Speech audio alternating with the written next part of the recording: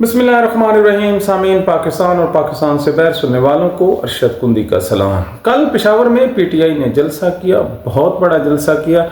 7 kilometre तक ये जलसा फैला हुआ था। 30 लाख से ज़ायद लोगों ने इस जलसे में शिरकत की है। मुखालिफ कहते हैं कि पीटीआई ने इस जलसे से क्या हासिल किया। हम आपको बताते हैं कि पीटीआई ने क्या अचीव किया। पीटीआई में एक जो सबसे बड़ी तकरीर थी और जो पैगाम दिया गया था वो था पैगाम जुनैद अकबर के ज़रिए से। जुनैद अकबर की जो तकरीर थी वो डायरेक्ट इस्लामाबाद से ज़्यादा वाशिंगटन में सुनी जा रही थी। उन्होंने जो पीटीआई की तर्जमानी की, कोई जो मुकर्रर था उसके नज़दीक भी नहीं जा सका। उन्होंने 4 जो पॉइंट थे वो उठाए और वहाँ पर पीटीआई की पोजीशन जो है वाज़े की। नंबर 1, उन्होंने ये जो ऑपरेशन हो रहा है केपी में, उन्होंने बहैसियत सियासी जमात पाकिस्तान तहरीक इंसाफ और इमरान खान के विजडम के मुताबिक उन्होंने उससे ऐलान ला ताल्लुकी का इजहार किया है। यानी जो भी पाकिस्तान की सिक्योरिटी फोर्सेस दहशतगर्दों के साथ मुठभेड़ में मसरूफ़ है, जहाँ पर लाशें गिर रही हैं, ज़ख्मी हो रही हैं, ड्रोन चलाए जा रहे हैं, गाँव पर और मस्जिदों पर और लोगों के घरों पर बमबारी हो रही है, तो पीटीआई ने उसको बड़े खूबसूरत तरीके से उससे लाताल्लुकी और एक कारण में जाके खड़े हो गए कि हमारा इससे कोई ताल्लुक वास्ता नहीं है। और जब ये तकरीर हो रही थी तो जो पिंडाल है उसमें पिन ड्रॉप साइलेंस हो गया। असल में इस जो जलसा था ये रखा ही इसलिए गया था, इसके 2 पहलू थे, इमरान खान की रिहाई और ये जो ऑपरेशन है इसमें। अब ये इतनी को मामूली बात नहीं है। जिस वक्त जुनैद अकबर इस ऑपरेशन से लाताल्लुकी का इजहार कर रहा था तो नीचे जो पंडाल है उसमें नारे लग रहे थे मादनियात के, और उसी वक्त पाकिस्तानी जो हुकूमत है वो एक तस्वीर नहीं 2-3 तस्वीर थी वो उन्होंने पब्लिश की हैं, जिसमें जनरल आसिम मुनीर जो अमरीकी सदर है ट्रंप, उसको कुछ मदनियात की जो है झलक वो दिखा रहा है, वो इन तस्वीर में कैप्चर है। अब आप अंदाज़ा लगाइए कि जुनैद अकबर का ये कहना कि हम इस ऑपरेशन का हिस्सा नहीं और मादनियात हमारा हक है, जबकि वही मादनियात निकालनी तो देखिए ना, पंजाब में तो नहीं निकलनी, ना सिंध से निकलनी है। निकलने की 2 जगह हैं मादनियात, एक केपी है और दूसरा बलूचिस्तान है, जहाँ पर हालात जो हैं इस जलसे ने साबित कर दिए कि किस सिमत में जा रहे हैं। तो ये जो डायरेक्ट पैगाम था अमेरिका को, डायरेक्ट पैगाम था पाकिस्तान की फौजी इस्टेब्लिशमेंट को, और डायरेक्ट पैगाम था इस्लामाबाद को कि हम इस चीज़ में आपके शामिल नहीं हैं। अब इस नुक्ते के बाद जो अगला नुक्ता नंबर 2 जुनैद अकबर ने उठाया है वो इंतहाई ख़तरनाक था, और मेरे ख्याल में इस जलसे में शायद ही किसी ने नोट किया हो। जो उन्होंने कहा है कि आप कहते हैं कि हम कानून के कटहरे में लाएंगे, तो उसने मुतालबा किया कि हम मुतालबा करते हैं उन लोगों को कटहरे में लाया जाए जिन्होंने तालिबान के साथ मुज़ाकरात किए। अब ये जो है प्रोपेगेंडा था पाकिस्तान तहरीक इंसाफ के अगेंस्ट कि इन लोगों की हुकूमत जब से आई है, ये सरकारी हुकूमत कहती है, वफाक कहता है कि जब पीटीआई की हुकूमत आई है इन लोगों ने, यानी इमरान खान ने इन लोगों को वापस बुलाया है, जिसकी वजह से केपी में हालात ख़राब हुए। ये बयानिया बनाया गया।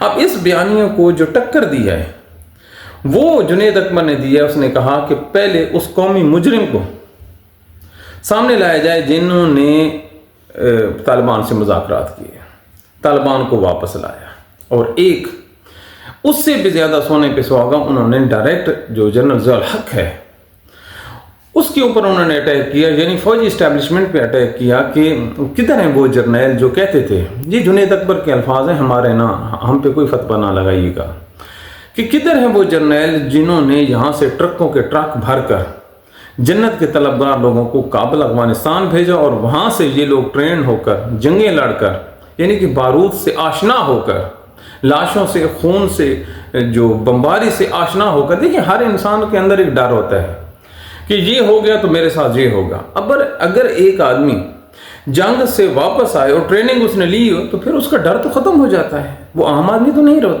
रहता जंगजू जो है। तो कौन था वो जनरल जो कौमी मुजरिम था पाकिस्तान का, जिसने ये पॉलिसी की कि पाकिस्तान के बच्चों को वरगला कर वो काबुल ले गया। इससे बड़ा नुक्ता इस पूरे जलसे में कोई नहीं था। अब तीसरा उन्होंने ये नुक्ता उठाया कि पाकिस्तान की जो सिक्योरिटी फोर्सेज हैं वो हमारी है, यानी पाक फौज से उन्होंने कोशिश की जुड़ने की कि हम पाक फौज के बिल्कुल साथ हैं, लेकिन ये जो पॉलिसियाँ हैं हम इस पॉलिसियों को ओन नहीं करते। तीसरा नुक्ता उन्होंने एक पैगाम दिया है जो मौजूदा लोग पूरे पाकिस्तान में केपी से लेकर पंजाब और गिलगित से बलूचिस्तान तक, सिंध तक जो जुल्म का हो रहा है पीटीआई पे, तो उन्होंने ये कहा कि हम किसी को नहीं छोड़ेंगे। ये पहली दफ़ा पाकिस्तान तहरीक इंसाफ ने ये बयान अपनाया है कि वो जो लोग जुल्म कर रहे हैं, अगर हमें इक़्तिदार मिलता है, हम हुकूमत में आते हैं, तो हम इनको नहीं छोड़ेंगे। अब ये जो चीज़ थी कि हम इनको नहीं छोड़ेंगे, तो फिर जो नीचे अली अमीन गंडापुर बैठा था उसके ऊपर जो है आवाज़ें कसना शुरू हो गई कि आप ये बात तो कर रहे हैं कि आप पूरे मुल्क में उन लोगों को नहीं छोड़ेंगे जिन्होंने बानी पीटीआई इमरान खान को कैद कर रखा है, लाशें गिराई गई हैं, जुल्म किया गया है, तो फिर ये जो है अली अमीन से पूछा जाना चाहिए था कि उन्होंने जो अपना दौरे हुकूमत है इसमें कितना इसमें उन्होंने वर्क किया है, पेपर वर्क किया है या अमलन जो भी किया है। बरकर ये पीटीआई का ये जो बयानिया था कि हम जो लोग हैं इसमें मुलविस उनको कैफ़े किरदार तक पहुँचाएंगे, तो इसकी जो डिप्थ है अगर आप देखें तो ये सीधी आर्टिकल 6 पे उन्होंने उंगली उठाई है कि हम आर्टिकल 6 लगाएंगे। उन्होंने जो जज मुलविस थे उनको इसमें थ्रेट की है, उन्होंने जो पुलिस वाले थे उनको थ्रेट की है। तो ये एक बहुत ही ख़तरनाक नुक्ता था जो पहली दफ़ा पीटीआई के किसी ऑफिशियल प्लेटफार्म से बाबंग दोहल इसका इजहार किया गया कि जो भी मुलविस है पीटीआई के अगेंस्ट इस जुल्म सितम में हम उनको नहीं छोड़ेंगे। अब नहीं छोड़ना, कल मरियम नवाज ने भी कहा है कि हम निशान इबरत बना देंगे जिन्होंने बसों पे जो पत्थर फेंके हैं, तो फिर ठीक है। तो अब निशान इबरत की बात चली है तो मेरे ख्याल में ये उसी का काउंटर बयानिया है कि घबराएं नहीं, हमारी भी बारी आने वाली है। और ये जो कोई मामूली स्टेटमेंट नहीं है, ये जब कल इक़्तिदार में इन्होंने आना ही है ना इक़्तिदार में, इस टोले ने को सदा थोड़ी रहना है। इन्होंने तो जितनी अयाशी करनी थी कर ली है, मुफ्त कमाल था। लिहाजा चलो आगे चलते हैं। ये जो स्टेटमेंट है ये इनके आगे दीवार बनेगा। जो चौथा नुक्ता बहुत ही ज़बरदस्त था, वो इसमें जो जुनेद अकबर था उससे ने कहा कि जो 26 नवंबर को हमारे कारकुनों पर गोली चलाई गई है, तो जो गोली चलाई गई है हम गोली चलाने वाले जो मुजरिम हैं उनको पकड़ेंगे, हम अपने शोहदा के साथ हैं। और इस पर उनके जो दाएं बाएं लोग खड़े थे उन्होंने नारे भी लगाए, गोली क्यों चलाई। तो ये जो 4 पॉइंट से जुनेद अकबर के ये पूरे के पूरे जलसे पर हावी रहे, लेकिन आखिर में पाकिस्तान तहरीक इंसाफ जो है कोई राय नहीं दे सकी। एक बात की बिल्कुल समझ नहीं आई कि इस जलसे में जो हमारी नज़रों से ओवरलुक हुआ है, महमूद खान अचकज़ई, उसको दावत नहीं दी गई थी, हालांकि इमरान खान ने उनको अपोजिशन लीडर मुकर्रर कर रखा है। तो समझ नहीं आई कि जो महमूद खान अचकज़ई हैं उनको क्यों इन्होंने इसमें मदऊ नहीं किया, या मैं भूल रहा हूँ। बरकत जो कुछ भी है पीटीआई को अब ये सोच लेना चाहिए कि जो हालात हैं बहसीत जमात उनके हाथ से निकल रहे हैं।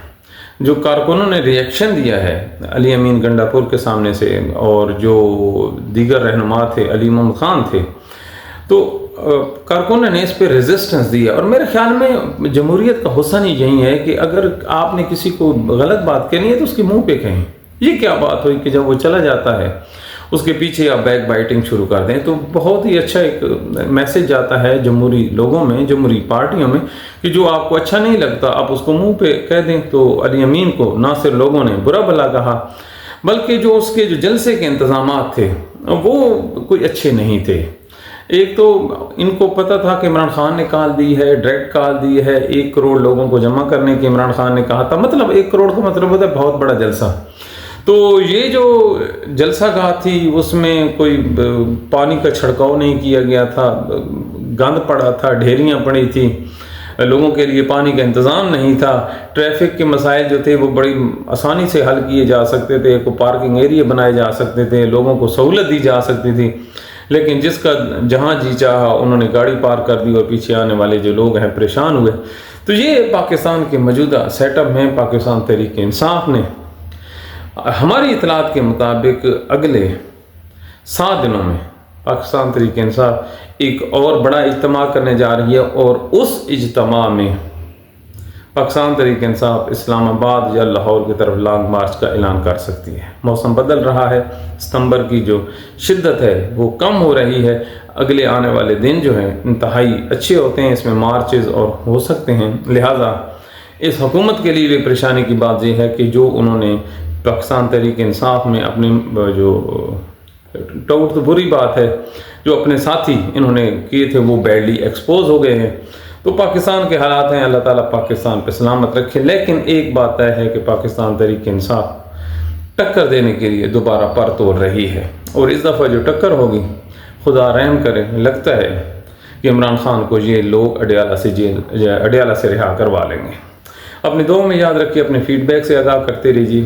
Thank you very much.